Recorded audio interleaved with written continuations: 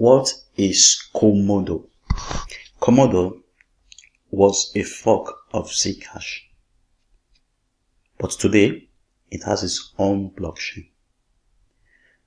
Being a fork of Zcash means it has the ZK snacks features of Zcash. You know what that means? Privacy. Being on its own blockchain, Komodo is a platform that is language agnostic. That means any developer with any programming language can actually develop on the Komodo platform.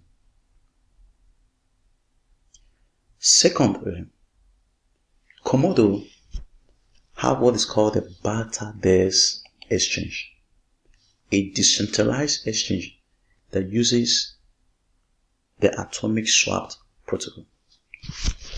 And to date, there are over 16,000 atomic swaps that's taking place in the Komodo platform. It's something that many blockchains have not been able to do. Another thing again about the platform is that the Lightning network that is being talked about in the Bitcoin network, Komodo has already started implementing it. Another thing again about a Komodo platform is that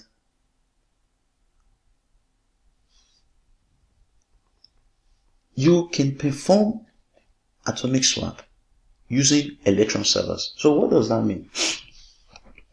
If you want to perform things like atomic swap, you have to download the whole blockchain, right?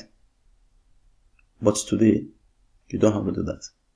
You can literally download the source in minutes. Then another thing again about Komodo, they are seeking to develop a system that obfuscates, that is, hides or destroys your IP address. So there is zero knowledge of who, when, and whatever about the transaction. And then another thing again about Komodo is that it's a system where they will be performing decentralized initial coin offering. Decentralized. This is not your, let's say for example, any of these platforms running an ICO, right? They will be the one to host the website, your account, your password, KYC, this and that. No. It's still a little bit decentralized. What Komodo is seeking to do, make everything decentralized.